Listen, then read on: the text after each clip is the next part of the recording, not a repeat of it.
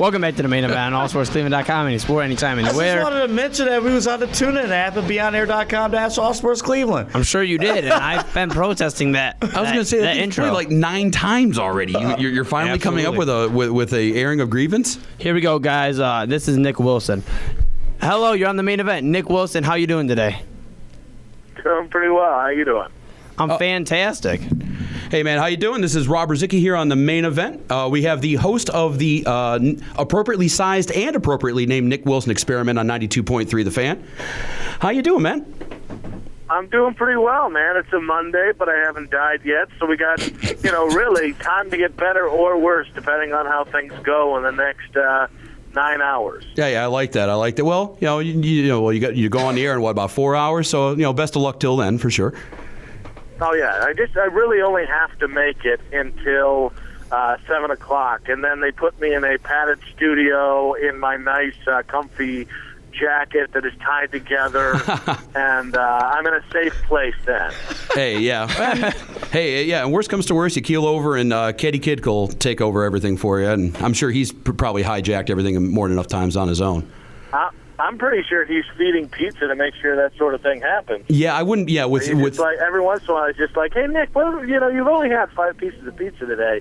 Why don't you have another one, man? And I'm like, oh, okay. And suddenly I see that smile, roll over his face. Oh yeah, it's probably the same smile that he did when he was doing the same thing with Ken. I'm sure before that. Oh yeah. He's either trying to get us to another job or, killed. Yeah. Hey, either way, he moves on up.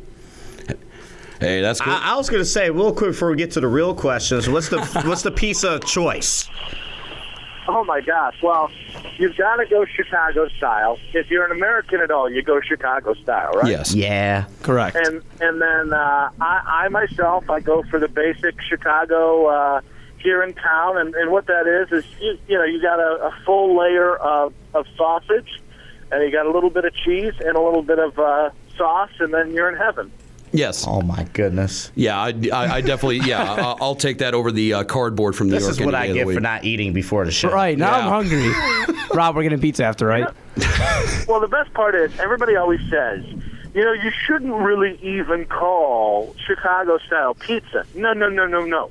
You really shouldn't even call New York-style pizza. You should just call it by its real name, which, as you guys know, is cardboard. Absolutely. Yes. Oh, yeah. I'm trying to find a decent Chicago-style place in town for sure, but that just really hasn't clicked in yet. Good luck. Yeah. Well, okay, we got to move on to the Indians here. That's the talk of the town, at least right now, along with the Cavaliers for sure.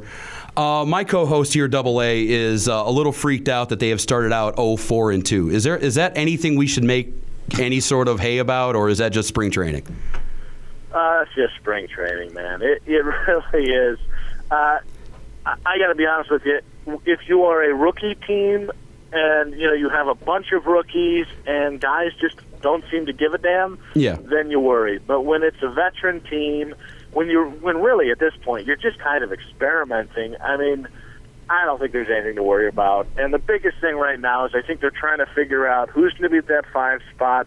What is their bullpen going to look like? And then taking it one step further, what is their outfield looking like? And I think that's just going to lend itself to some playing around. I wouldn't be worried at all, though. I mean, there's a reason why literally nobody in America watches preseason baseball outside of myself and Adam the Bull. Yeah, I hear that. I mean, it's like preseason football for me. Like, I'm very happy to see it show up, and then once it's here, it's like, okay, get me to the real stuff. Yeah, then it's like, oh, okay, so 6 weeks till opening day? Okay.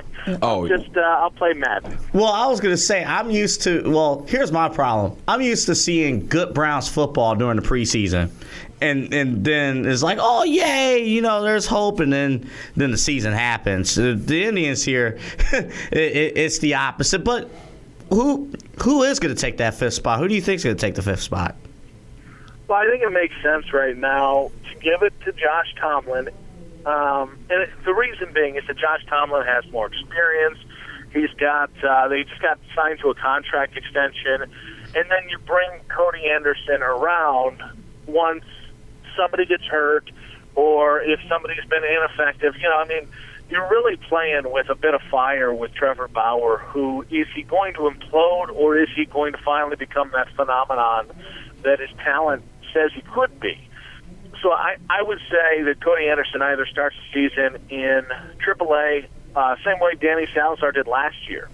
And I will say, though, on a normal year, it'd just be given to Josh Tomlin and it'd just be done. Yeah. But Cody Anderson looks physically like a completely different person. He's reworked his body this year, so he's certainly going to make it hard on the Indians, but it just makes sense from a business standpoint. I know Indians fans hate to hear that, but it makes sense from a business standpoint to do that. Yeah, I was about to ask, how much does the amount of options these guys have play into this? Is this best person wins, or is this going to be the best contract wins, basically? Well, I would assume that it is, all things being equal, if it comes down to being a tie, the best contract would win.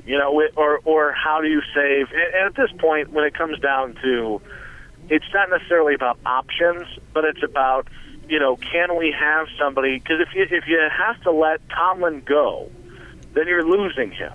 Somebody will pick him up, especially with the dearth of quality arms. Somebody's going to stick him up or pick him up around the league and just put him in the fifth spot and give him time. And so if you were to do that and Anderson's in the fifth and then Anderson fails, well, now you're going to have to go out and try and find that fifth arm somewhere else. And I know they like Clevenger. I know they like Moramondo, some of the young kids in their farm system, but that's not exactly the position you want to be in. So much like last year, where it made a lot of sense to, okay, well, let's try maybe Bruce Chen in the fifth spot, or this player in the fifth spot, or this player in early April. It kind of has that same way for Josh Tomlin. Now, that being said, Josh Tomlin is a much better option than Bruce Chen or any of the arms they tried at fifth starter last year to begin the year. Oh, yeah. Do you think the Indians are done free agency-wise adding any sort of arms? I know Tim Lincecum's still sitting out there. I know he probably would preference the West Coast, but is there anybody else that the Indians could add to this starting rotation or bullpen even? I mean, I think there are a lot of guys who are low-risk, high-reward guys right now out there. Unfortunately, I don't think the Indians are shopping. They just signed Lucas Harrell, who played, I believe, in Korea last year. He started a few games for Houston and Chicago previously. I think he's going to start the season down in Columbus alongside Cody Anderson. Mm-hmm. There may be another guy like that pops up, a guy that really hasn't been on the major league level for maybe a year or two, but maybe he's coming off injury. Maybe they would add another guy like that, but where they're getting to at the point is they have enough good young arms. I mentioned Clevenger, I mentioned Moramondo, but a guy like Plutko is another one. They've got probably 4 or 5 arms at AA and AAA. They really need to continue developing. And if they can continue to do that, they might actually have something at this year's trade deadline to kind of dangle for, dare I say, an actual bat. Now, are you kidding me? Don't tease us with that. I don't want to get you guys too hopped up here. Too late. But, somebody who maybe could hit above 270 and maybe above 15 home runs. Oh no. I don't know if we can handle that here. Wait, a hitter? No. Wow. That's true. Oh.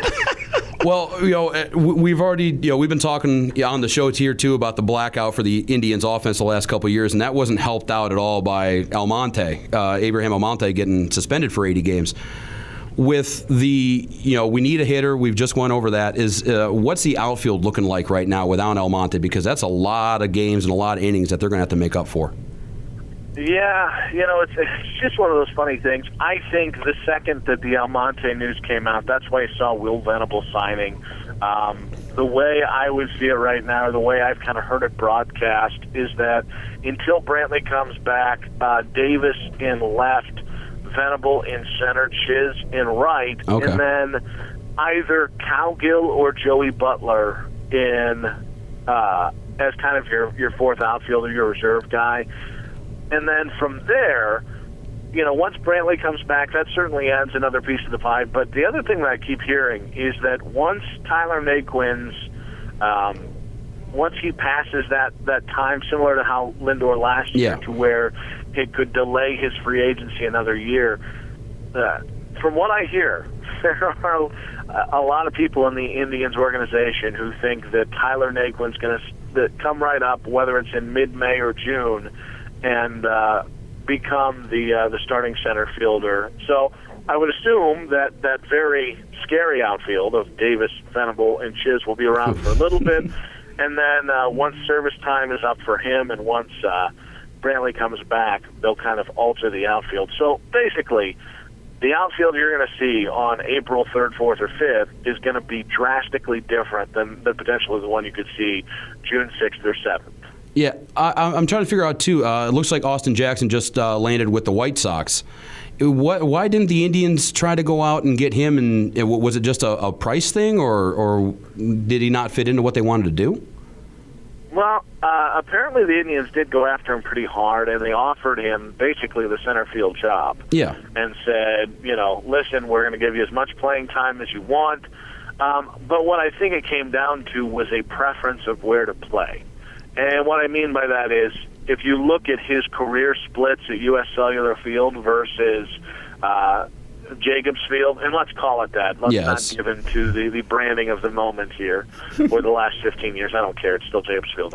Oh, yeah, I'm cool with that, too. If you look at these splits, his numbers are dramatically better in Chicago than they are in Cleveland. And I also think that I think they probably offered him just a little bit more money. So I think those two factors really weighed in heavily in Austin Jackson going there. My goodness. Nick Wilson from the Nick Wilson Experiment with us here on the main event. I want to kind of turn a little bit. It's still Indians here, but CBS Sports reported that Donald Trump apparently was interested in buying the Indians back in 1983. What would a Trump-led Cleveland Indians would have been like had it went through? They probably would have been contracted or moved to Tampa Bay. Anybody who wants to know what Donald Trump would be like as an owner should just go ahead and see what he did to the USFL.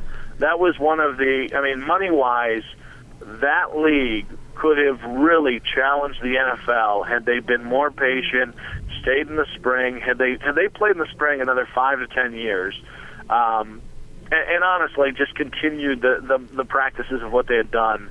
I really do think you could see a 40-team NFL right now with some of those where some of those teams being taken up, and it really being a thing. But then, Donald Trump bought a New Jersey franchise and killed the league.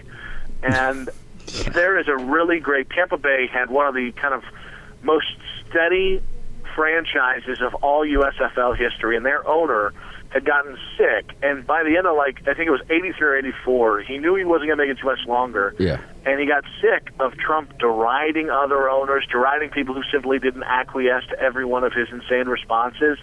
And I forget, I think it was Jeff Pearlman, who is now kind of an independent writer, but longtime national writer. He actually put out the letter from the Tampa owner to Trump, which basically said, I see you as a friend. I've enjoyed our time together, but the next time that I see you deride somebody or try and deride me simply because we don't go along with your request, I'm going to punch you in the mouth. And I think that tells you everything you know about Donald Trump as a potential owner of the Indians back in 1980. Yeah, I don't think Donald Trump's getting pizza.